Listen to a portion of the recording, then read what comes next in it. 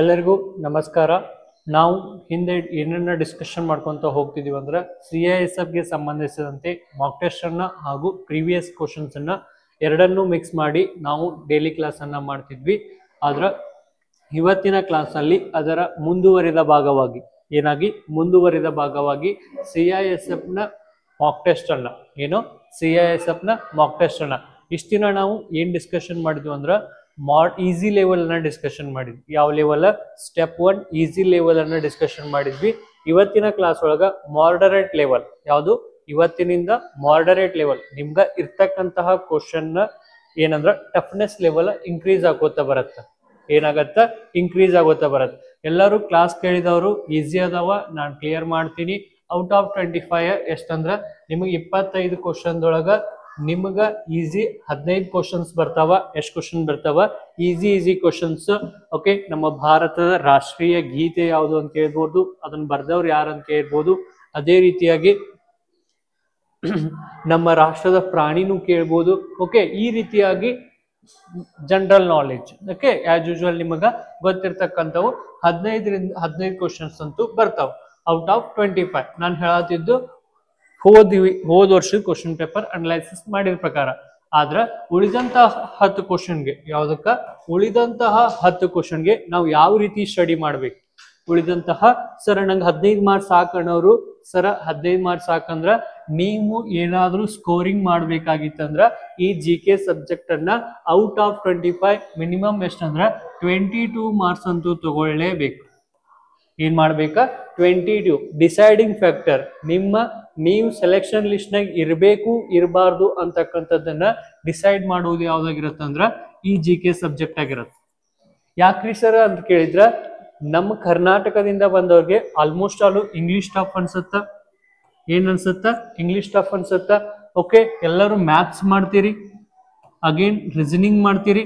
Sir maths reasoning ದಾಗ ನನ್ time kill ಆಕೈತ್ರಿ. Okay, ನಾನು ಲೆಕ್ಕ ಬಿಡ್ಸಾಕ ಟೈಮ್ ಅನ್ನ ತಗೊಳ್ತೀನಿ.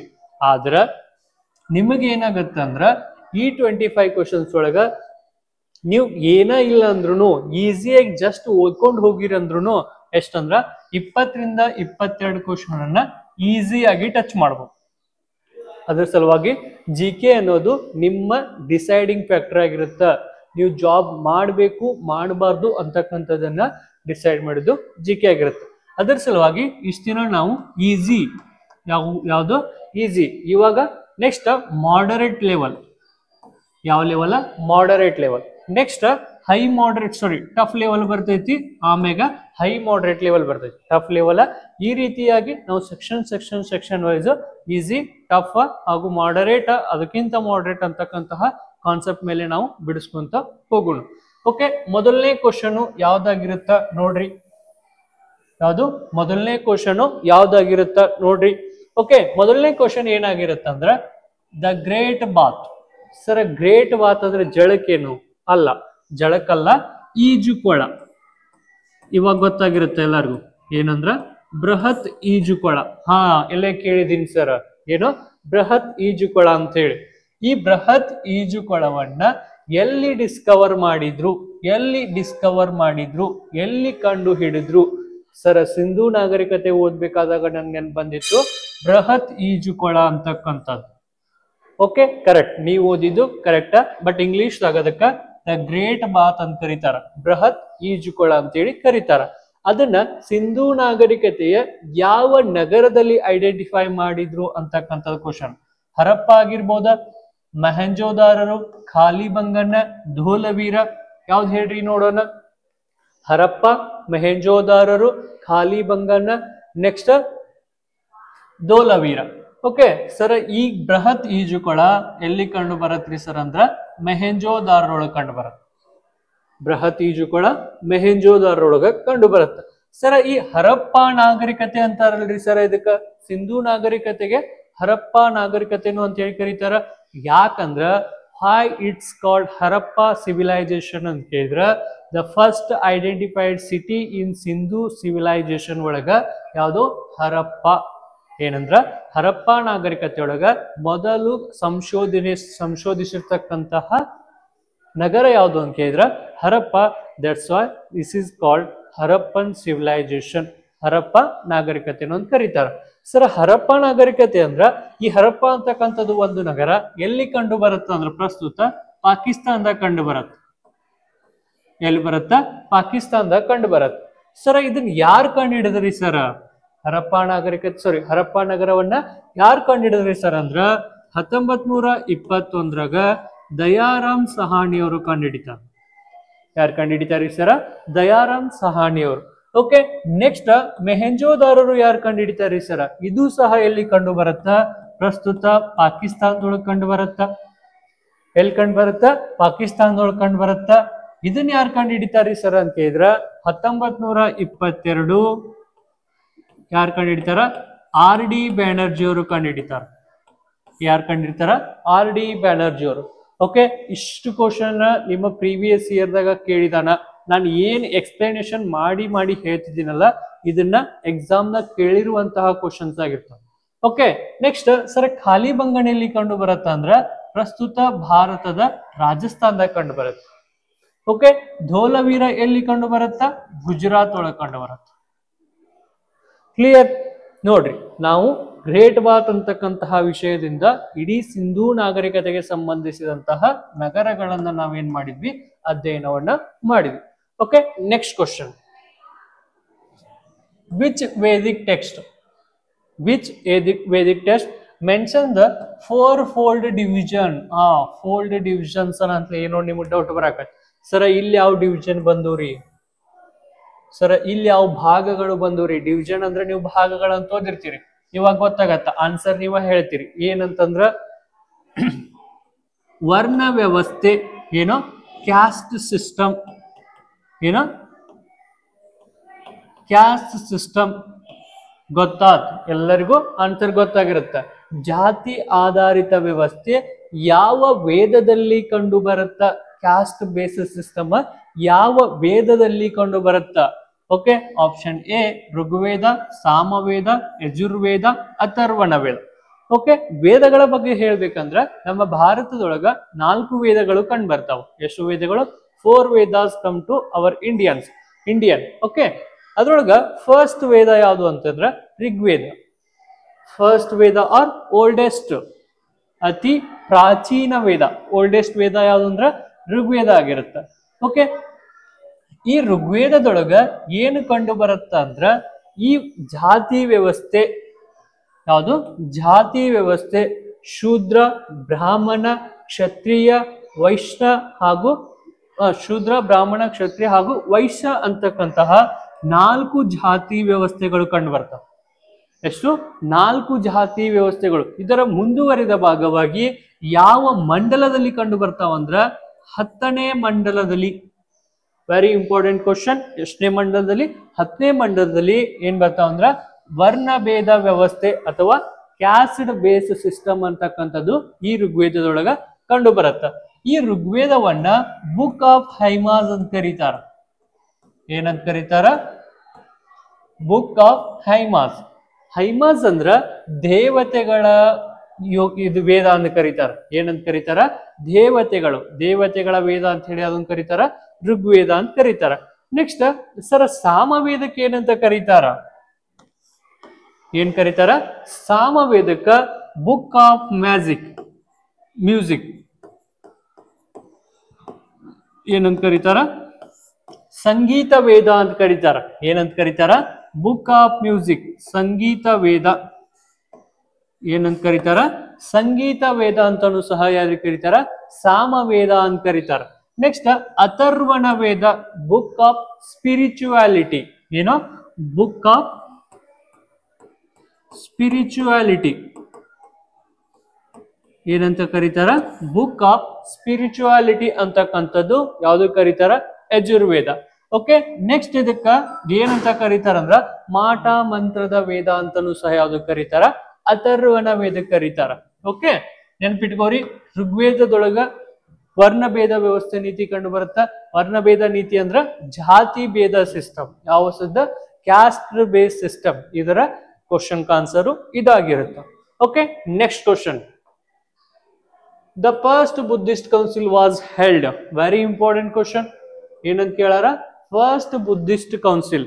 ನಾವು ಬೌದ್ಧ ಧರ್ಮದ ಬಗ್ಗೆ ಓದ್ಬೇಕಾದ್ರ ಬೌದ್ಧ ಧರ್ಮದ ಸ್ಥಾಪಕ ದ ಫೌಂಡರ್ ಆಫ್ ಬೌದ್ಧ ಅಂತಕ್ಕಂಥವ್ರು ಯಾರು ಅಂದ್ರ ಗೌತಮ್ ಬುದ್ಧ ಅಂತ ಓದ್ತೀವಿ.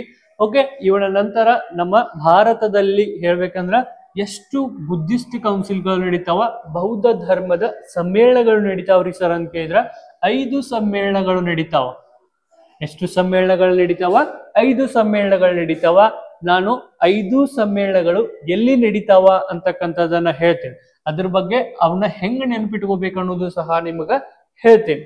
ಓಕೆ ಸರ್, 5 ಸಮ್ಮೇಳನಗಳು ಎಲ್ಲಿ ನಡೀತಾವ ಅಂತಂದ್ರ ರವೆ ಪಾಕ ಅಂತ ನೆನ್ಪಿಟ್ಕೋರಿ. ಎಲ್ಲರೂ ಕನ್ನಡದಾಗ ನೆನಪಿಟ್ಕೋರಿ, ಆದ್ರ ಇಂಗ್ಲಿಷ್ದಾಗ ಅಪ್ಲೈ ಮಾಡ್ರಿ. ಓಕೆ, ರವೆ ಪಾಕ ನಾನು ನೆನ್ಪಿಟ್ಕೊಳಕ ಈ ಶಾರ್ಟ್ಕಟ್ ಅನ್ನ ಹೇಳತ್ತೀನಿ. ಓಕೆ ಸರ್, ಎಂತ ಪಾಕರಿ ಅಂತ ಕೇಳಿದ್ರ ರವೆ ಪಾಕ ಮೊದಲ ಬುದ್ಧಿಸ್ಟ್ ಕೌನ್ಸಿಲ್, ಮೊದಲ ಬೌದ್ಧ ಸಮ್ಮೇಳನ ಎಲ್ಲಿ ನಡೀತೈತ್ರಿ ಸರ್ ಅಂತ ಕೇಳಿದ್ರ ಎಲ್ಲೇ ರಾಜಗಿರ. ಎಲ್ಲೇ ಕಾಣತೈತಿ ನಿಮಗ್ ಮೇಲೆ ಏನ ರಾಜಗಿರ ಅಂತಕ್ಕಂಥದ್ದು ಕಾಣತೈತಿ ಸರ. ಫಸ್ಟ್ ಆಪ್ಷನ್ ನಿಮಗ ಕರೆಕ್ಟ್ ಆನ್ಸರ್ ಸಿಕ್ತ. ಓಕೆ, ನೆಕ್ಸ್ಟ್ ವೇ ಅಂದ್ರ ವೈಶಾಲಿ. ಯಾವುದು? ವೈಶಾಲಿ. ಕಾಣಕತೈತಿ ಅನ್ನೋ ವೈಶಾಲಿ. Very good. ಇಲ್ಲಿ 2ನೇ ಬುದ್ಧಿಸ್ಟ್ ಕೌನ್ಸಿಲ್. ಓಕೆ, ನೆಕ್ಸ್ಟ್ ಪಾ ಅಂದ್ರ ಪಾಟಲಿಪುತ್ರ. ಯಾವುದು?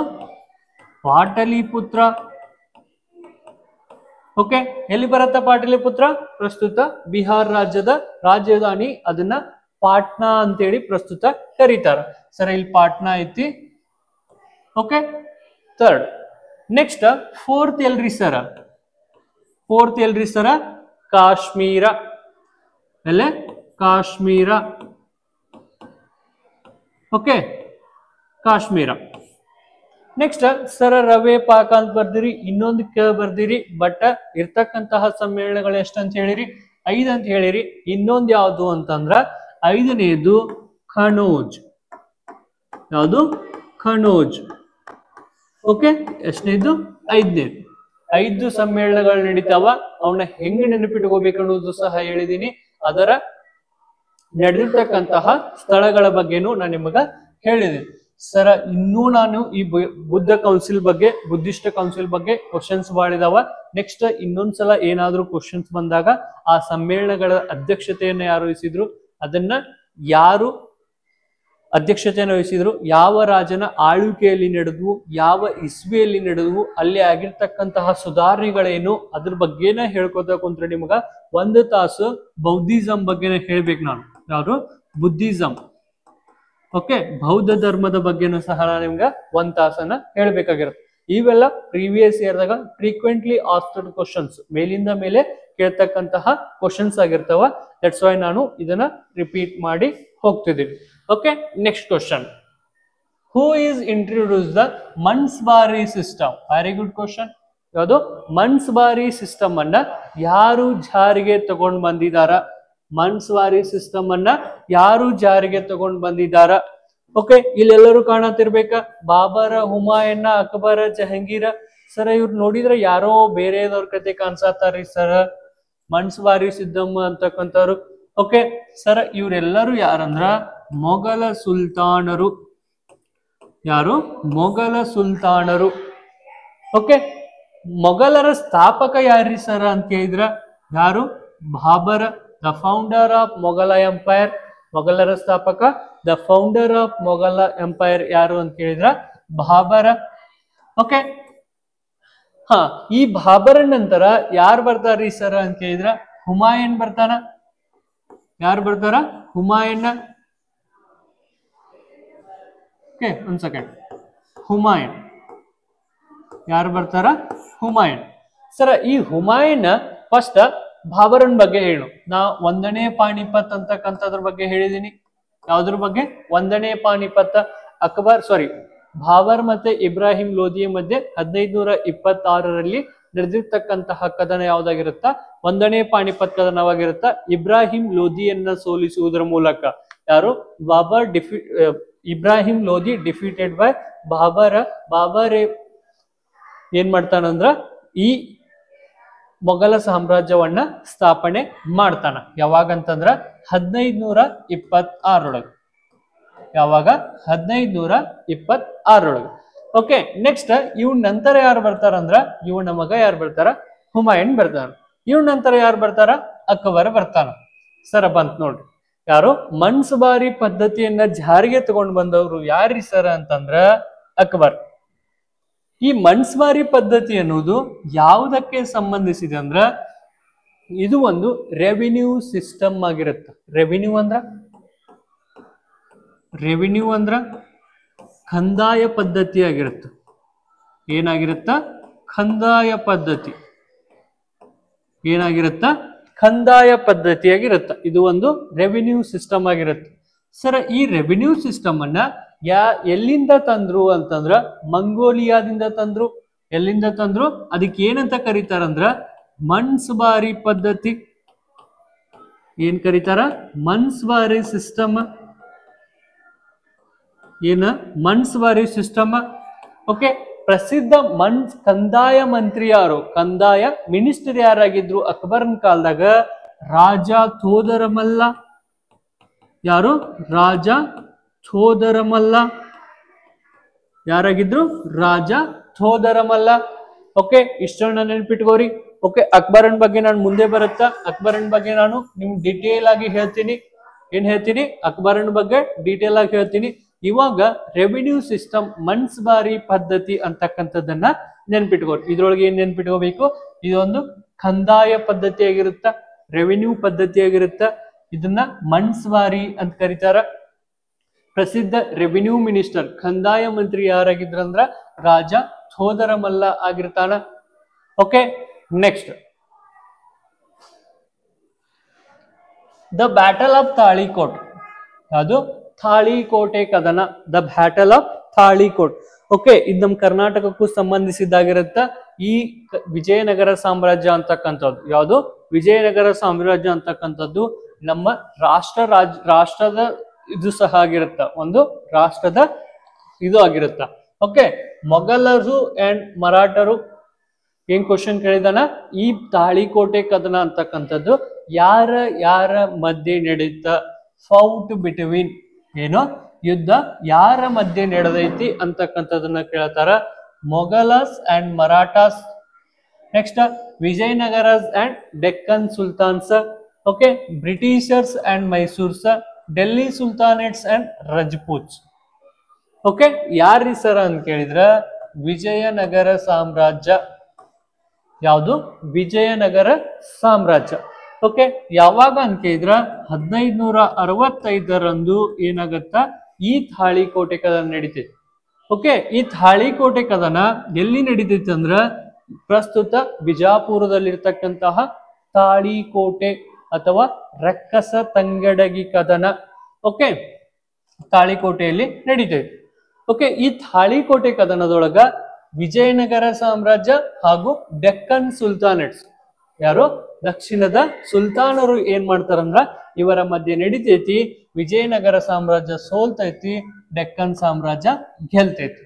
ಓಕೆ, ಇಷ್ಟನ್ನ ತಿಳ್ಕೊರಿ. ಅದ್ರೊಳಗ ಡೆಕ್ಕನ್ ಸುಲ್ತಾನರೊಳಗ 4 ಮನೆತನಗಳು ಭಾಗವಹಿಸ್ತಾವ. ಅವು ಯಾವುವು ಅಂತಂದ್ರ, ಸರಿ 5 ಮನೆತನಗಳು ಇರ್ತಾವ. ಇದ್ರೊಳಗ ಎಷ್ಟಿರ್ತಾವ, 5 ಮನೆತನಗಳು ಇರ್ತಾವ. ಅದ್ರೊಳಗ 1 ಮನೆತನ ಭಾಗವಹಿಸಂಗಿಲ್ಲ. ಯಾವುದು, 1 ಮನೆತನ ಭಾಗವಹಿಸಂಗಿಲ್ಲ. ಯಾವ್ದಂದ್ರ ಬಿರಾರ್ನ ಬರೀದ್ ಶಾಹಿ. ಬಿರಾರ್ನ ಬರೀದ್ ಶಾಹಿಯವರು ಏನ್ ಮಾಡಂಗಿಲ್ಲ, ಇದ್ರೊಳಗ ಭಾಗವಹಿಸಂಗಿಲ್ಲ. ಉಳಿದ 4 ಸಂತತಿಗಳು ಏನ್ ಮಾಡ್ತಾವಂದ್ರ ಈ ತಾಳಿಕೋಟೆ ಕದನದೊಳಗ ಭಾಗವಹಿಸ್ತಾವ. Okay, next question. Which latitudes passes through the middle of India? Very important question. ನಮ್ಮ ಭಾರತ ಹೆಂಗೈತಿ, ಒಂದು ರಫ್ ಡೈಗ್ರಾಮ್ ತೆಗಿನು. ಏನ್ ಮಾಡೋನು, ರಫ್ ಡೈಗ್ರಾಮ್ ತೆಗಿನು. ಓಕೆ, ನಮ್ಮ ಭಾರತ ಈ ರೀತಿ ಅದ ಅಂತ ಇಟ್ಕೋರಿ. ಓಕೆ, ಅಷ್ಟು ಚೆನ್ನಾಗಿಲ್ಲ. ಓಕೆ, ಏನೋ ಒಂದು ಭಾರತ ಟೈಪ್ ಬಂದದ ಅನ್ಕೊಂತೀನಿ. ಓಕೆ, ಈ ರೀತಿ ಅದ. ಈ ರೀತಿ ಅದ ಅಂತ ಇಟ್ಕೊಂಡ. ಓಕೆ, ಈ ರೀತಿ ಅದ. ನಮ್ಮ ಭಾರತವನ್ನ 2 ಭಾಗಗಳಾಗಿ ಮಿಡಲ್ ಆಫ್ ದಿ ಏನಾಗ್ಯದ, ಮಿಡಲ್ ಆಫ್ ದಿ ಮಿಡಲದಿಂದ ಪಾಸ್ ಆಗಿರ್ತಕ್ಕಂತಹ ಲೈನ್ ಯಾವುದು ಅಂತ ಕೇಳ್ಯಾರ. ಲ್ಯಾಟಿಟ್ಯೂಡ್ ಯಾವುದು ಅಂತ ಕೇಳ್ಯಾರ. Okay, first one equator. Equator ಅಂದ್ರ ಸಮಭಾಜಕ ವೃತ್ತ ಅಂತ ಕರಿತೀವಿ. ಏನಂತ ಕರಿತೀವಿ? ಸಮಭಾಜಕ ವೃತ್ತ ಅಂತ ಕರಿತೀವಿ. ಟ್ರಾಪಿಕ್ ಆಫ್ ಕ್ಯಾನ್ಸರ್ ಏನಂತ ಕರಿತೀವಿ? Tropic of cancer. ಇದನ್ನ ಏನಂತ ಕರಿತೀವಿ ಅಂದ್ರ 23.5 ಡಿಗ್ರಿ ಏನ ಉತ್ತರ ಅಕ್ಷಾಂಶ ವೃತ್ತ ಏನಂತ ಕರಿತೀವಿ? ಉತ್ತರ ಅಕ್ಷಾಂಶ ವೃತ್ತ. ನೆಕ್ಸ್ಟ್ ಟ್ರಾಪಿಕ್ ಆಫ್ ಕ್ಯಾಪ್ರಿಕಾನ್ ಅಂದ್ರ 23.5 ಡಿಗ್ರಿ ದಕ್ಷಿಣ ಅಕ್ಷಾಂಶ ವೃತ್ತ. ಓಕೆ, ಅಂಟಾರ್ಟಿಕ್ ಅಂತಕ್ಕಂಥದ್ದು 90 ಡಿಗ್ರಿ. ಯಾವುದು? 90 ಡಿಗ್ರಿ. ಓಕೆ, ನಮ್ಮ ಭಾರತದ ಮೇಲೆ ಹಾದು ಹೋಗಿರ್ತಕ್ಕಂತಹ ಲ್ಯಾಟಿಟ್ಯೂಡ್ ಯಾವುದು? ಫಸ್ಟ್ ಲ್ಯಾಟಿಟ್ಯೂಡ್ ಅಂದ್ರ ಅಕ್ಷಾಂಶಗಳು. ಯಾವ ಅಕ್ಷಾಂಶಗಳು?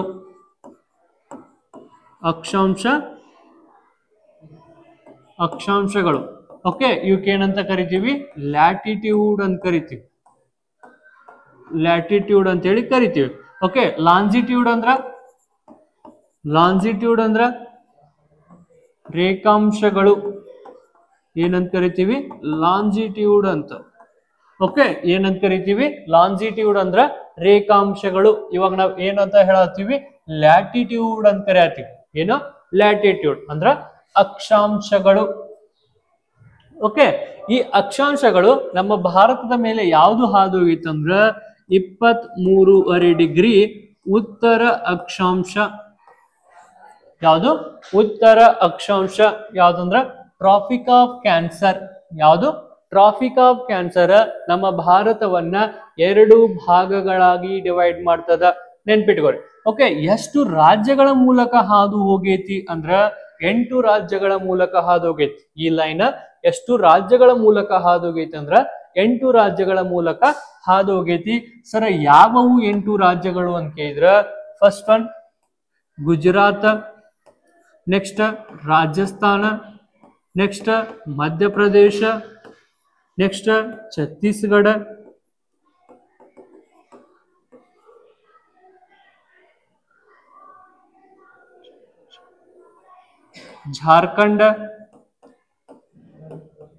झारखंड,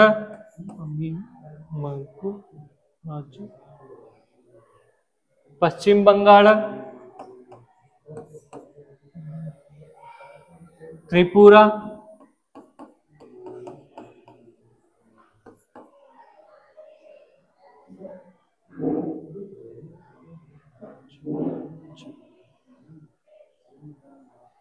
ಓಕೆ, ಇನ್ನೊಂದು ಯಾವ್ದು ಉಳಿತು?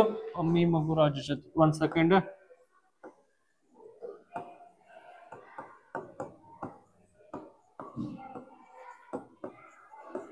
ಛತ್ತೀಸ್ಗಢ ಓಕೆ, ತ್ರಿಪುರಾ ಓಕೆ,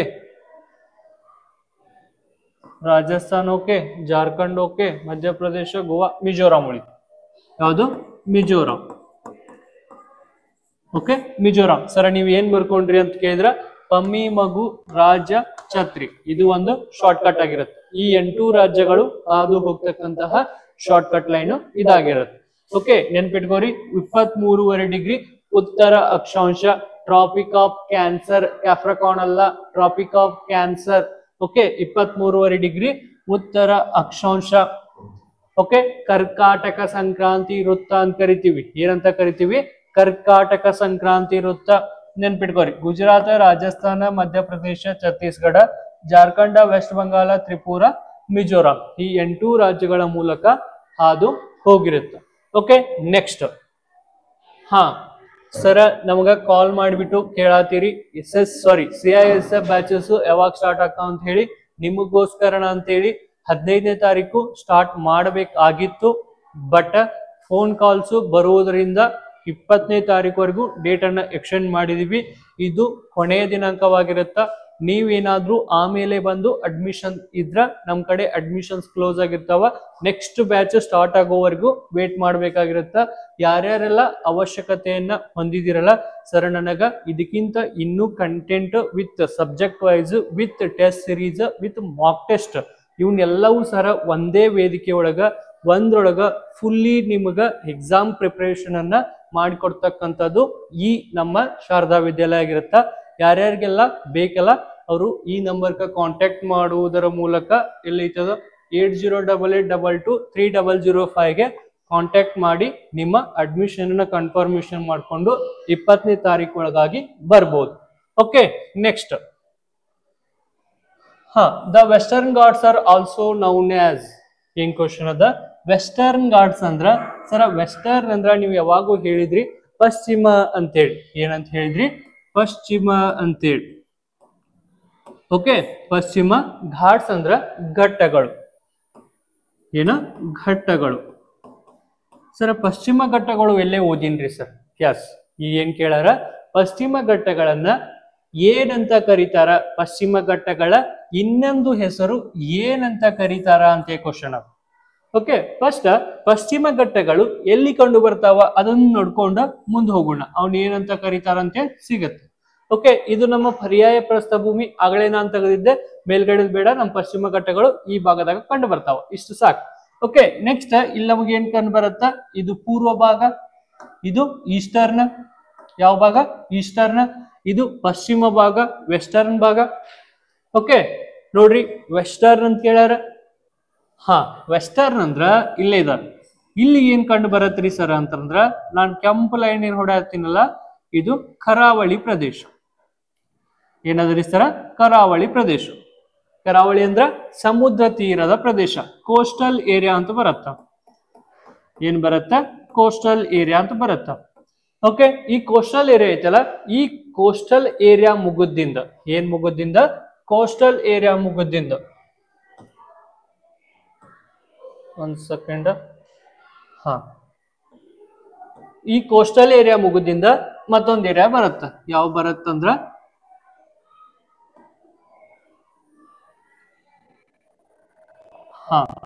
ಈ ರೀತಿ ಬರುತ್ತೆ. ನಾನು ಗ್ರೀನ್ ಲೈನ್ ಏನ್ ಹಾಕಿದ್ದೀನಲ್ಲ, ಈ ಲೈನ್ ಅನ್ನ ಏನಂತ ಕರಿತೀವಿ? ವೆಸ್ಟರ್ನ್ ಘಾಟ್ಸ್ ಅಂತ ಕರಿತೀವಿ. ಏನಂತ ಕರಿತೀವಿ? ವೆಸ್ಟರ್ನ್ ಘಾಟ್ಸ್ ಅಂತ ಕರಿತೀವಿ. ಯಾಕ್ರಿ ಸರ್ ಅಂತ ಕೇಳಿದ್ರ, ನಾನು ಇಲ್ಲಿ ಆಲ್ರೆಡಿ ಹೇಳಿದ್ದೆ, ಈ ಭಾಗವನ್ನ ಪಶ್ಚಿಮ ಅಂತ ಕರಿತೀವಿ, ವೆಸ್ಟರ್ನ್ ಅಂತ ಕರಿತೀವಿ. ಈ ಭಾಗವನ್ನ ಈಸ್ಟರ್ನ್ ಅಂತ ಕರಿತೀವಿ. ಇದನ್ನ ಈಸ್ಟ್ ಕೋಸ್ಟ್ ಅಂತ ಕರಿತೀವಿ, ಇದನ್ನ ವೆಸ್ಟ್ ಕೋಸ್ಟ್ ಅಂತ ಕರಿತೀವಿ. ಈ ಕಡೆ ಬರ್ತಕ್ಕಂತಹ ಭಾಗವನ್ನ, ಇಲ್ಲಿಂದ ಈ ಕಡೆ ಬರ್ತಕ್ಕಂತಹ ಭಾಗವನ್ನ ಈಸ್ಟರ್ನ್ ಘಾಟ್ಸ್ ಅಂತ ಕರಿತೀವಿ. ಏನಂತ ಕರಿತೀವಿ? ಈಸ್ಟರ್ನ್ ಘಾಟ್ಸ್ ಅಂತ ಕರಿತೀವಿ. ಓಕೆ, ಇಲ್ಲಿಂದ ಕಂಡು ಬರ್ತಾವ. ಓಕೆ, ಈ ರೀತಿ ಕಂಡು ಬರ್ತಾವ. ಓಕೆ ಸರ್, ಈ ಈಸ್ಟರ್ನ್ ಘಾಟ್ಸ್ ವೆಸ್ಟರ್ನ್ ಘಾಟ್ಸ್ ಯಾವ ರಾಜ್ಯಗಳು ಕಂಡು ಬರ್ತಾವ ಸರ್? ಮುಂದ್ ಕ್ವಶನ್ ಕೇಳ್ಬೋದ. ವೆಸ್ಟರ್ನ್ ಘಾಟ್ಗಳು ಈ ಕೆಳಗಿನ ಯಾವ ರಾಜ್ಯಗಳಲ್ಲಿ ಕಂಡು ಬರ್ತವೆ? Western Ghats is founded in which of the below States ಅಂತ ಹೇಳಿ. ಅದಕ್ಕೆ ಏನ್ ಮಾಡೋಣ? ವೆಸ್ಟರ್ನ್ ಘಾಟ್ಸ್ ಗಳು ಯಾವ ರಾಜ್ಯದಲ್ಲಿ ಕಂಡು ಬರ್ತಾವ ಅದನ್ನು ನೋಡಿಬಿಡೋಣ. ಸರ್ ಫಸ್ಟ್ ನಮಗೆ ಇಲ್ಲಿ ಯಾವ್ದು ಕಂಡು ಬರುತ್ತ? ಗುಜರಾತ್ ಕಂಡು ಬರುತ್ತ. Okay sir, Gujarat. ಯಾವುದು? ಗುಜರಾತ್. ಸರ್ ಗುಜರಾತ್ ಆಗಂತಲೇ ಕೆಳಗೆ ಯಾವ್ದು ಕಂಡು ಬರುತ್ತ? MH ಅಂದ್ರ ಮಹಾರಾಷ್ಟ್ರ. ಓಕೆ, ಇಲ್ಲಿ ನಿಮ್ ಹಾಟ್ ಫೇವರೇಟ್ ಐತ್ ನೋಡ್ರಿ, ಯಾವ್ದು? ಗೋವಾ. ಯಾವ್ದು? ಗೋವಾ.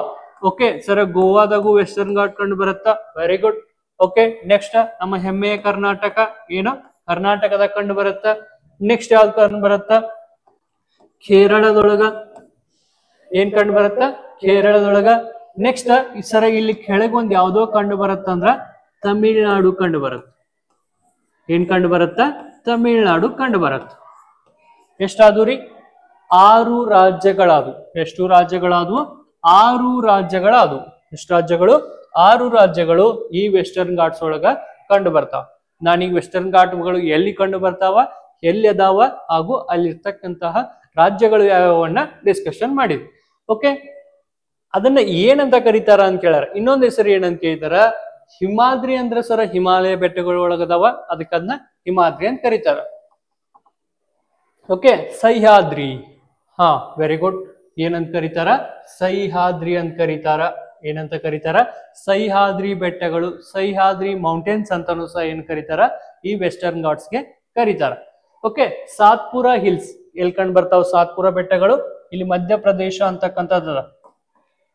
ಯಾವುದು? ಮಧ್ಯಪ್ರದೇಶ ಒಳಗ ಸಾತ್ಪುರ ಬೆಟ್ಟಗಳು ಅದ್ ಕಂಡು ಬರ್ತಾವ. ವಿಂಧ್ಯ ಹಿಲ್ಸ್. ಯಾವ?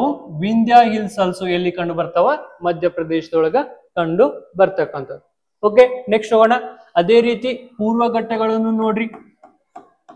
ಈ ಭಾಗವನ್ನ ನಾವು ಕೋಸ್ಟ್ ಅಂತ ಕರಿತೀವಿ. ಕೋಸ್ಟ್ ಆದ್ಮೇಲೆ ಇಲ್ಲಿ ಬರ್ತಕ್ಕಂಥದ್ದು ಪೂರ್ವ ಘಟ್ಟವಾಗಿರುತ್ತ. ಪೂರ್ವ ಘಟ್ಟಗಳೊಳಗ ಯಾವುದು ಕಂಡು ಬರುತ್ತ? ಇಲ್ಲಿ ತಮಿಳುನಾಡುನು ಕಂಡು ಬರುತ್ತ. Very good. ತಮಿಳುನಾಡು ಎರಡೂದ್ರಗೂ ಕಂಡು ಬರುತ್ತ, ಪೂರ್ವ ಘಟ್ಟ ಹಾಗೂ ಪಶ್ಚಿಮ ಘಟ್ಟ. ಆಮೇಲೆ ಯಾವ್ದು ಕಂಡು ಬರುತ್ತ? ಆಂಧ್ರ ಪ್ರದೇಶ. ಏನ್ ಕಂಡು ಬರುತ್ತ? ಆಂಧ್ರ ಪ್ರದೇಶ. ನೆಕ್ಸ್ಟ್ ಒರಿಸ್ಸಾ. ಆಮೇಲೆ ವೆಸ್ಟ್ ಬಂಗಾಲ್. ಓಕೆ, ವೆಸ್ಟ್ ಬಂಗಾಲ್ದೊಳಗ ಸುಂದರ್ಬನ್ಸ್ ಕಾಡುಗಳು ಕಂಡು ಬರ್ತಾವಲ್ಲ, ಅವು part of the Western Ghats. Okay, Sundarbans also part of the Western Ghats, Eastern Ghats. Eastern Ghats, ಪೂರ್ವ ಘಟ್ಟಗಳು. Okay, next, which river is also known as sorrow of Bihar? Sir ಇದೇನ್ರಿ ಸೋರೋ ಅಂತ ಹೇಳಿ? ಓಕೆ, ಸಾರೋ ಅಂದ್ರ ಕಣ್ಣೀರಿನ ನದಿ. ಏನ್ರಿ ಸರ? ಕಣ್ಣೀರಿನ ನದಿ. ಇವಾಗ ಗೊತ್ತಾಗಿರುತ್ತ ಎಲ್ಲರಿಗೂ ಏನಂದ್ರ ಸಾರೋ ಮೀನಿಂಗ್ ಗೊತ್ತಾದ ಕೂಡಲೇ ಕಣ್ಣೀರಿನ ನದಿ ಯಾವುದು ಅಂತ ಹೇಳಿ ಗೊತ್ತಾಗಿರುತ್ತೆ. ಗಂಡಕ, ಕೋಶಿ, ಸಣ್ಣ, ಪುನ್ಪುನ್. ಯಾವುದು? ಬಿಹಾರದ ಕಣ್ಣೀರಿನ ನದಿ ಯಾವುದು ಅಂತ ಕೇಳಿದ್ರ ಕೋಶಿ. ಬಿಹಾರದ ಕಣ್ಣೀರಿನ ನದಿ ಯಾವುದು? ಕೋಶಿ. ಅಗೇನ ಕೋಲ್ಕತ್ತಾದ ಬಂಗಾಳದ ಕಣ್ಣೀರಿನ ನದಿ ಯಾವುದು? ದಾಮೋದರ್. ಯಾವುದು? ದಾಮೋದರ್. ಓಕೆ, ಎಲ್ಲರೂ ಏನ್ ಮಾಡ್ರಿ, ನನಗ ಒಂದು ಕ್ವಶನ್ ಕ ಆನ್ಸರ್ ಹೇಳಿ. ಓಕೆ, ಯಾವ ರಾಜ್ಯದ ನದಿಗಳು ಹಾಗೂ ಅವುಗಳ ಕಣ್ಣೀರಿನ ನದಿ? ಫಾರ್ ಎಕ್ಸಾಂಪಲ್, ಇವಾಗ ಬ್ರಹ್ಮಪುತ್ರ. ಯಾವುದು? ಬ್ರಹ್ಮಪುತ್ರ ಯಾವ ರಾಜ್ಯದ ಕಣ್ಣೀರಿನ ನದಿ ಅಂತ ಕರೀತಾರ? ಓಕೆ, ಈ ರೀತಿಯಾಗಿ ನನಗ ನದಿಗಳು ಮತ್ತು ಕಣ್ಣೀರಿನ ನದಿಗಳ ಬಗ್ಗೆ ನನ್ನ ಕಮೆಂಟ್ ಸೆಕ್ಷನ್ದಾಗ ಕಮೆಂಟ್ ಅನ್ನ ಹಾಕೊಳ್ಳಿ. Okay, next, black soil is most suitable for growing. Very important question. Okay, ಕಪ್ಪು ಮಣ್ಣು ಏನನ್ನ ಬೆಳೆಯಲು ಸೂಕ್ತವಾಗಿರುತ್ತ? And easiest question also. Okay, ಬಹಳ ಸಲ ಅಂದ್ರ ಕೇಳಿದಾರ. Rice, wheat, cotton, tea. ಕಪ್ಪು ಮಣ್ಣು ಬೆಳೆಯಲು ಯೋಗ್ಯವಾದ ಬೆಳೆ ಯಾವುದು? ಕಪ್ಪು ಮಣ್ಣು ಇದ್ದಾಗ ಯೋಗ್ಯವಾದ ಬೆಳೆ ಯಾವುದು ಅಂತ ಕೇಳ್ತಾರ. ಯಾವುದು? ಕಾಟನ್. ಕಾಟನ್ ಅಂದ್ರ ಹತ್ತಿ. ಓಕೆ, ನನ್ ಕಾಟನ್ ಶರ್ಟ್ ಐತೆ ಅಂತ ಹೇಳ್ತಿರಲ್ಲ, ಕಾಟನ್ ಅಂದ್ರ ಹತ್ತಿ. ಓಕೆ, ರೈಸ್ ಅಂದ್ರ ಅಕ್ಕಿ, ವೀಟ್ ಅಂದ್ರ ಗೋಧಿ. ಓಕೆ, ಹತ್ತಿ ಬೆಳೆಯನ್ನ ಹೆಚ್ಚಿಗೆ ಎಲ್ಲಿ ಬೆಳಿತಾರ ಅಂದ್ರ ಮಹಾರಾಷ್ಟ್ರದಾಗ ಬೆಳಿತಾರ. ಎಲ್ಲಿ ಬೆಳಿತಾರ? ಮಹಾರಾಷ್ಟ್ರದಾಗ. ಯಾಕಂದ್ರೆ ಸರ್ ಅಲ್ಲಿ ಕಪ್ಪು ಮಣ್ಣು ಹೆಚ್ಚಿಗೆ ಐತಿ, ಬ್ಲಾಕ್ ಸಾಯಿಲ್ ಹೆಚ್ಚಿಗೆ ಐತಿ. That's why cotton grown in the most in Maharashtra. Okay, ಜಾಸ್ತಿ ಮಹಾರಾಷ್ಟ್ರದೊಳಗ ಬೆಳಿತಾರ. Okay, next question. The fundamental rights are ensured in the which part of the constitution? Very good question. Fundamental rights ಅಂದ್ರ ನಾನು ಅವಾಗ ಒಂದ್ಸಲ ಯಾವಾಗ್ಲೂ ಹೇಳಿದ್ದೀನಿ ಅನ್ಸುತ್ತಾ. Fundamental rights are ensured in the which part of the Indian constitution? ಈ ಮೂಲಭೂತ ಹಕ್ಕುಗಳು ಅಂತ ಕರಿತೀವಿ. ಫಂಡಮೆಂಟಲ್ ರೈಟ್ಸ್ ಅಂದ್ರ ಮೂಲಭೂತ ಹಕ್ಕುಗಳು. ಏನು? ಮೂಲಭೂತ ಹಕ್ಕುಗಳು. ಓಕೆ, ಮೂಲಭೂತ ಹಕ್ಕುಗಳನ್ನ ಸಂವಿಧಾನದ ಯಾವ ವಿಧಿಯಲ್ಲಿ ನಾವು ನೋಡಬಹುದು? ಯಾವ ವಿಧಿಯಲ್ಲಿ ನೋಡಬಹುದು? ಸಂವಿಧಾನದ 3ನೇ ವಿಧಿಯಲ್ಲಿ ನೋಡಬಹುದು. ಓಕೆ ಸರ್, ಇಷ್ಟ ನೋಡಿದ್ರೇನು ಸಾಕ್ರಿ ಸರ್? ಇನ್ನೂ ಸ್ವಲ್ಪ ನೋಡು. ಏನ್ ನೋಡೋಣ? ಸಂವಿಧಾನ ಎಲ್ಲಿಂದ, ಯಾವ ವಿಧಿಯಿಂದ ಯಾವ ವಿಧಿಗೆ ಇದು ಭಾಗ, ಪಾರ್ಟ್. ಇದು ಪಾರ್ಟ್ ಅಂದ್ರ ಭಾಗ. ಓಕೆ, ನಮ್ಮ ಸಂವಿಧಾನದೊಳಗ 25 ಭಾಗಗಳು ಕಂಡು ಬರ್ತಾವ. ಅದ್ರೊಳಗೆ 3ನೇ ಭಾಗ ಏನ್ ಹೇಳತ್ರಿ ಸರ್ ಅಂದ್ರ ಫಂಡಮೆಂಟಲ್ ರೈಟ್ಸ್ ಬಗ್ಗೆ ಹೇಳತ್ತ. ಭಾಗ 3 ಇದರ ಜೊತೆಗೆ 12ರಿಂದ 35ನೇ ವಿಧಿಗಳು. ಯಾವು? 12ರಿಂದ 35ನೇ ವಿಧಿಗಳು ಮೂಲಭೂತ ಹಕ್ಕುಗಳ ಬಗ್ಗೆ ಹೇಳತ್ತ. ಓಕೆ, ನೆಕ್ಸ್ಟ್, ಎಷ್ಟು ಮೂಲಭೂತ ಹಕ್ಕುಗಳಿದಾವ್ರಿ ಸರ್ ಅಂತ ಕೇಳಿದ್ರ ಮೂಲ ಸಂವಿಧಾನದಲ್ಲಿ 7 ಮೂಲಭೂತ ಹಕ್ಕುಗಳಿದ್ವು. ಮೂಲ ಸಂವಿಧಾನದಲ್ಲಿ 7 ಮೂಲಭೂತ ಹಕ್ಕುಗಳಿದ್ವು. ಪ್ರಸ್ತುತ ಎಷ್ಟು ಮೂಲಭೂತ ಹಕ್ಕುಗಳಿದಾವ್ರಿ ಸರ್ ಅಂತ ಕೇಳಿದ್ರ 6 ಮೂಲಭೂತ ಹಕ್ಕುಗಳಿದಾವ. ಎಷ್ಟಿದಾವ? 6 ಮೂಲಭೂತ ಹಕ್ಕುಗಳಿದಾವ. ಸರ್ ಯಾವುದನ್ನ ತೆಗೆದು ಹಾಕ್ಯಾರಂದ್ರ ಆಸ್ತಿ ಹಕ್ಕನ್ನ 44ನೇ ತಿದ್ದುಪಡಿಯ ಮೂಲಕ 1978ರಲ್ಲಿ ತೆಗೆದು ಹಾಕಿದಾರ. ನಾ ಏನ್ ಹೇಳತ್ತೀನಂದ್ರ 7 ಇದ್ವು, ಪ್ರಸ್ತುತ 6 ಆಗ್ಯಾವ. 44ನೇ ತಿದ್ದುಪಡಿ ಮೂಲಕ 1978ರಲ್ಲಿ ಏನ್ ಮಾಡ್ಯಾರ, ಈ ಮೂಲಭೂತ ಹಕ್ಕನ್ನ, ಆಸ್ತಿ ಹಕ್ಕನ್ನ ತೆಗೆದು ಹಾಕಿದಾರ. ಓಕೆ, ನಿಮಗ ಆ 6 ಮೂಲಭೂತ ಹಕ್ಕುಗಳನ್ನ ಮತ್ತೆ ನಾನು ಇನ್ನೊಂದ್ಸಲ ನಿಮಗ ಹೇಳ್ತೀನಿ. Okay, next, ರೈತವಾರಿ system was introduce in, very important question. ಏನ್ ಕೇಳಿದ ನೋಡ್ರಿ, ರೈತವಾರಿ ಸಿಸ್ಟಮ್ ಯಾವುದು? ರೈತವಾರಿ ಆರ್ ರೈಯತವಾರಿ. ಯಾವುದು? ರೈತವಾರಿ ಆರ್ ರೈಯತವಾರಿ. ಓಕೆ, ಫಸ್ಟ್ ಈ ರೈಯತವಾರಿ ಸಿಸ್ಟಮ್ ಅಥವಾ ರೈತವಾರಿ ಸಿಸ್ಟಮ್ ಅಂದ್ರೆ ಏನ? ಓಕೆ, ನಮ್ಮ ಭಾರತದಲ್ಲಿ ಬ್ರಿಟಿಷರು ತಂದಿರ್ತಕ್ಕಂತಹ ಭೂ ಸುಧಾರಣೆಯ ಒಂದು ಪದ್ಧತಿ. ಓಕೆ ಸರ್, ಈ ಭೂ ಸುಧಾರಣೆ ಒಳಗ ರೈತರು ತಮ್ಮ ಜಮೀನನ್ನ ಸ್ವಂತವಾಗಿ ಉಳಿಮೆ ಮಾಡಿ ಬಂದಿರತಕ್ಕಂತಹ ಹಣದಲ್ಲಿ 80% ಅನ್ನ ಏನ್ ಮಾಡ್ಬೇಕು ಅಂತಂದ್ರ ಗೌರ್ಮೆಂಟ್ಗೆ ಕೊಟ್ಟು 20% ಅನ್ನ ತಾವಿಟ್ಕೋಬೇಕು. ಎಷ್ಟು? 80%. ಇದಕ್ಕಿಂತ ಮುಂದ ಖಾಯಂ ಜಮೀನ್ದಾರಿ ಪದ್ಧತಿ ಇತ್ತು, ಪರ್ಮನೆಂಟ್ ಸೆಟಲ್ಮೆಂಟ್ ಸಿಸ್ಟಮ್ ಇತ್ತು. ಓಕೆ, ಅದನ್ನ 1820ರಾಗ ಯಾವುದು ರೈಯತವಾರಿ ಸಿಸ್ಟಮ್ ಅನ್ನ 1820ರಾಗ ಥಾಮಸ್ ಮನ್ರೋ, ನೆನಪಿಟ್ಕೋರಿ, ಕ್ವಶನ್ ಕೇಳಬಹುದ. ಥಾಮಸ್ ಮನ್ರೋ ಏನ್ ಮಾಡ್ತಾನ, ಈ ರೈಯತವಾರಿ ಸಿಸ್ಟಮ್ ಅನ್ನ ಜಾರಿಗೆ ತಗೊಂಡ್ ಬರ್ತಾನ. ಓಕೆ, ಈ 1920ರಾಗ ರೈಯತವಾರಿಯನ್ನ ಥಾಮಸ್ ಮನ್ರೋ ಏನ್ ಕೇಳಿದ ನೋಡ್ರಿ, ಅವ ಇದನ್ ಕೇಳಿಲ್ಲ. ನಾನು ಯಾಕೆ ಮಾಡ್ರೇಟ್ ಲೆವೆಲ್ ಅಂತ ಹೇಳತ್ತೀನಿ ನೋಡ್ರಿ.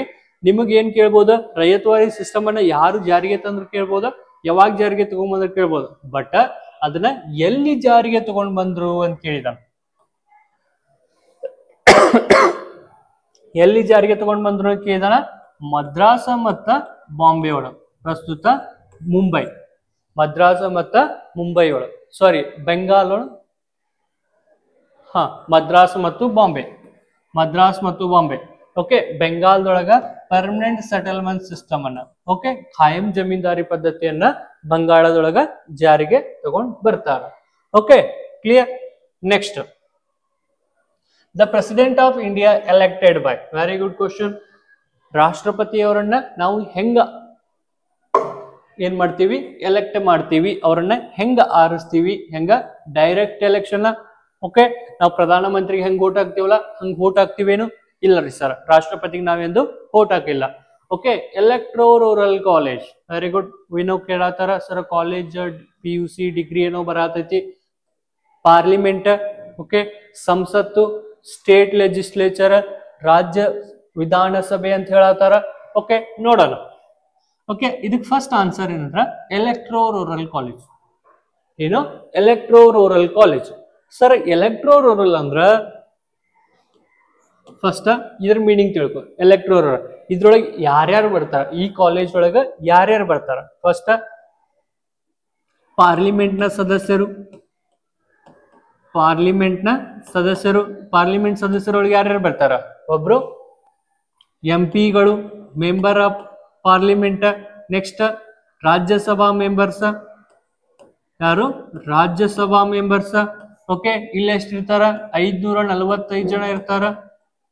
ಓಕೆ, ಇಲ್ಲಿ ಎಷ್ಟು ಜನ ಇರ್ತಾರ ಸರ್? ನೆನ್ಪಿಟ್ಕೋರಿ, ಇಲ್ಲಿ ಪಾರ್ಲಿಮೆಂಟ್ ಒಳಗ ಯಾರು ಬರ್ತಾರ ಅಂದ್ರ elected persons only. Elected persons only. Okay sir, ಇದ್ರದ ಎಷ್ಟು ಜನ ಇರ್ತಾರ ಅಂದ್ರೆ ರಾಜ್ಯಸಭಾ ಮೆಂಬರ್ಸ್ ಒಳಗ 250 ಜನ ಇರ್ತಾರ. ಬಟ್ 12 ಜನರನ್ನ ರಾಷ್ಟ್ರಪತಿಯವರು ನೇಮಕ ಮಾಡ್ತಾರ. ಏನ್ ಮಾಡ್ತಾರ? ರಾಷ್ಟ್ರಪತಿಯವರು ನೇಮಕ ಮಾಡ್ತಾರ. ಈ ನೇಮಕ ಮಾಡಿರ್ತಕ್ಕಂತಹ ವ್ಯಕ್ತಿಗಳು ಇದ್ರೊಳಗೆ ಇರಂಗಿಲ್ಲ. ಏನಿರಂಗಿಲ್ಲ? ಈ ಎಲೆಕ್ಟ್ರೋರಲ್ ಕಾಲೇಜ್ ಒಳಗೆ ಇರಂಗಿಲ್ಲ. ಎಷ್ಟ್ ಜನ ಬರ್ತಾರ್ರಿ ಸರ್ ಅಂದ್ರ 238 ಜನ ಬರ್ತಾರ. ಎಷ್ಟ್ ಜನ ಬರ್ತಾರ? 238 ಜನ ಬರ್ತಾರ. ಓಕೆ, ನೆಕ್ಸ್ಟ್ ಸರ್, ಇಷ್ಟ ಜನ ಆದ್ರೇನು ಅದಾರ, ಇನ್ನೂ ಬರ್ತಾರ. ಯಾರು ಬರ್ತಾರ ಅಂದ್ರ ಸ್ಟೇಟ್ ಲೆಜಿಸ್ಲೇಚರ್, ರಾಜ್ಯ ವಿಧಾನ ಸದಸ್ಯರು. ರಾಜ್ಯ ವಿಧಾನಸಭೆಯ ಸದಸ್ಯರು ಕರ್ನಾಟಕದಾಗಿರ್ಬೋದು, ಮಹಾರಾಷ್ಟ್ರ, ಗುಜರಾತ್, ಮಧ್ಯಪ್ರದೇಶ, ಎಲ್ಲಾ ರಾಜ್ಯದ ವಿಧಾನಸಭೆಯ ಸದಸ್ಯರು. ಯಾರು? ವಿಧಾನಸಭೆಯ ಸದಸ್ಯರು ಸಹ ಇದ್ರೊಳಗೆ ಏನ್ ಮಾಡ್ತಾರ? ಭಾಗಿಯಾಗಿರ್ತಾರ. ಅದನ್ನ ಏನಂತ ಕರಿತೀವಿ ಅಂದ್ರ ಎಲೆಕ್ಟ್ರೋರಲ್ ಕಾಲೇಜ್. ಏನಂತ ಕರಿತೀವಿ? Electoral college. Okay, next the maximum strength of Rajya Sabha ಯಾವುದು? The maximum strength of Rajya Sabha already ಹೇಳಿದೀನಿ. ಮ್ಯಾಕ್ಸಿಮಮ್ ಸ್ಟ್ರೆಂತ್ ಆಫ್ ರಾಜ್ಯಸಭಾ ಎಷ್ಟು ಇರುತ್ತೆ ಅಂದ್ರ 250. ಮ್ಯಾಕ್ಸಿಮಮ್ ಸ್ಟ್ರೆಂತ್ ಆಫ್ ರಾಜ್ಯಸಭಾ ಎಷ್ಟಿರುತ್ತೆ ಅಂದ್ರ 250. ಓಕೆ, ನೆಕ್ಸ್ಟ್ ಅದೇ ರೀತಿ maximum strength of Lok Sabha, maximum strength of Lok Sabha 552 ಇತ್ತು. ಬಟ್ ಇಬ್ರು ಆಂಗ್ಲೋ ಇಂಡಿಯನ್ ಅನ್ನ ತೆಗೆದು ಹಾಕಿ 550 ಆಗಿರುತ್ತೆ. ಓಕೆ, ಎಷ್ಟಾಗಿರುತ್ತ? 550 ಆಗಿರುತ್ತ. Okay, next which sector contributes the maximum GDP of India? Okay, ಏನ್ ಕ್ವಶನ್ ಅಂದ್ರ ಭಾರತದ GDP ಅಂದ್ರ ಗ್ರಾಸ್ ಡೊಮೆಸ್ಟಿಕ್ ಪ್ರಾಡಕ್ಟ್. ಏನು? GDP, gross domestic product. ಯಾವುದು? Gross domestic product. ಈ ಗ್ರಾಸ್ ಡೊಮೆಸ್ಟಿಕ್ ಪ್ರಾಡಕ್ಟ್ ಒಳಗ ಯಾವ ಸೆಕ್ಟರ್ ಹೆಚ್ಚಿಗೆ ಪಾಲುದಾರ ಆಗ್ತೈತಿ, ಮ್ಯಾಕ್ಸಿಮಮ್ ಕಾಂಟ್ರಿಬ್ಯೂಟ್ ಮಾಡ್ತೈತಿ? Primary sector, secondary structure, tertiary structure ಹಾಗೂ ಕ್ವಾಟರ್ನರಿ ಸ್ಟ್ರಕ್ಚರ್. ಓಕೆ, ಈ ಪ್ರೈಮರಿ ಸ್ಟ್ರಕ್ಚರ್ ಒಳಗ ಏನ್ ಬರುತ್ತ? ಅಗ್ರಿಕಲ್ಚರ್ ಬರುತ್ತ. ಏನ್ ಬರುತ್ತ? ಅಗ್ರಿಕಲ್ಚರ್ ಬರುತ್ತ. ಸೆಕೆಂಡರಿ ಸ್ಟ್ರಕ್ಚರ್ ಒಳಗ ಮ್ಯಾನುಫ್ಯಾಕ್ಚರಿಂಗ್ ಬರುತ್ತ. ಫಾರ್ ಎಕ್ಸಾಂಪಲ್, ಕಚ್ಚಾ ವಸ್ತುಗಳನ್ನ ಬಳಸಿ ಸಿದ್ಧಪಡಿಸಿದ ವಸ್ತುಗಳನ್ನಾಗಿ ಮಾಡುವುದಕ್ಕ ಮ್ಯಾನುಫ್ಯಾಕ್ಚರಿಂಗ್ ಸೆಕ್ಟರ್ ಅಂತ ಕರಿತೀವಿ. ನೆಕ್ಸ್ಟ್ ಟರ್ಷರಿ ವಲಯದಾಗ ಇದನ್ನ ಸರ್ವಿಸ್ ಸೆಕ್ಟರ್ ಅಂತ ಕರಿತೀವಿ. ಏನಂತ ಕರಿತೀವಿ? ಸರ್ವಿಸ್ ಸೆಕ್ಟರ್ ಅಂತ ಕರಿತೀವಿ. ಓಕೆ, ಕ್ವಾಟರ್ನರಿ ಸ್ಟ್ರಕ್ಚರ್ ಅನ್ನ ಏನಂತ ಕರಿತೀವಿ ಅಂದ್ರೆ ಇದರ ಮೇಲ್ಗಡೆ ಇಲ್ಲಿ ಗೌರ್ಮೆಂಟ್ ಎಂಪ್ಲಾಯೀಸ್ ಇರ್ಬೋದು. Okay, government employees. Okay, bank employees. Okay, ಈ ರೀತಿಯಾದಂತಹ ಎಂಪ್ಲಾಯೀಸ್ ಗಳನ್ನ ಕ್ವಾಟರ್ನರಿ ಸ್ಟ್ರಕ್ಚರ್ ಒಳಗೆ ಕರಿತೀವಿ. ಓಕೆ ಸರ್, ಈ ನಮ್ದು GDPಗೆ ಎಷ್ಟು ಯಾವ ಪರ್ಸೆಂಟ್ ಕಾಂಟ್ರಿಬ್ಯೂಷನ್ ಮಾಡ್ತೈತೆ ಅಂದ್ರ ನಮ್ಮ GDPಗೆ ಇದು 18.3%. ಇವಾಗ ನಮ್ದು ಒಂದು 100 ರೂಪಾಯಿಯನ್ನ ಭಾರತ ಒಂದು ವರ್ಷದಾಗ ಗಳಿಸಾತೈತಿ ಅಂತಂದ್ರ ಅದ್ರೊಳಗ 18% ನಾವು ಕೃಷಿ ಹಾಗೂ ಪ್ರೈಮರಿ ಸೆಕ್ಟರ್ ಇಂದ ಗಳಿಸ್ತೀವಿ. Okay, next 0.5. Okay, 27.5% secondary sector ಇಂದ ಗಳಿಸ್ತೀವಿ. Okay, next okay 56.2. ಓಕೆ, ಎಷ್ಟು ಪರ್ಸೆಂಟ್ ಎಲ್ಲಿಂದ ಗಳಿಸ್ತೀವಿ ಅಂತ ಕೇಳಿದ್ರ ಟರ್ಷರಿ ಸೆಕ್ಟರ್ ಇಂದ ಗಳಿಸ್ತೀವಿ. ಎಷ್ಟು? ಟರ್ಷರಿ ಸೆಕ್ಟರ್ ಇಂದ ನಾವು ಏನ್ ಮಾಡ್ತೀವಿ? ಇದನ್ನ ಗಳಿಸ್ತೀವಿ. ಓಕೆ, ನೋಡ್ರಿ, ನಮ್ಮ GDPಗೆ ಪ್ರೈಮರಿ ಸೆಕ್ಟರ್, ಸೆಕೆಂಡರಿ ಸೆಕ್ಟರ್ ಹಾಗೂ ಟರ್ಷರಿ ಸೆಕ್ಟರ್ ಇಂದ 18%, 27 ಹಾಗೂ 56% ನಾವು ಏನ್ ಮಾಡ್ತೀವಿ? GDPಗೆ ನಮ್ದ ಇದು ಕಾಂಟ್ರಿಬ್ಯೂಟ್ ಅನ್ನ ಮಾಡ್ತಕ್ಕಂಥದ್ದು ಇದಾಗಿರತ್ತ. ಓಕೆ, ಇವತ್ ನಾವ್ ಏನ್ ಮಾಡಿದ್ವಿ? History, polity, geography, next economics. Okay, ಇದ್ರ ಬಗ್ಗೆ ನಾವು ಎಲ್ಲವನ್ನ ಏನ್ ಮಾಡಿದ್ವಿ? ಸ್ಟಡಿ ಮಾಡಿದ್ವಿ. ಇದೇ ರೀತಿ ನಿಮಗ ಇನ್ನೇ ಏನಾದ್ರೂ ಕ್ಲಾಸ್ಗಳು ಬೇಕಿದ್ರ ಈ ಕ್ಲಾಸ್ಗೆ ಎಲ್ಲರೂ ಏನ್ ಮಾಡ್ರಿ? ಜಾಯಿನ್ ಆಗ್ರಿ. ಹಂಗ ಈ ಫಸ್ಟ್ ಟೈಮ್ ನೋಡ್ತಿದ್ರಂದ್ರ ಸಬ್ಸ್ಕ್ರೈಬ್ ಮಾಡ್ರಿ ಅಂತ ಹೇಳ್ತಾ ಎಲ್ಲರಿಗೂ ಜೈ ಹಿಂದ್.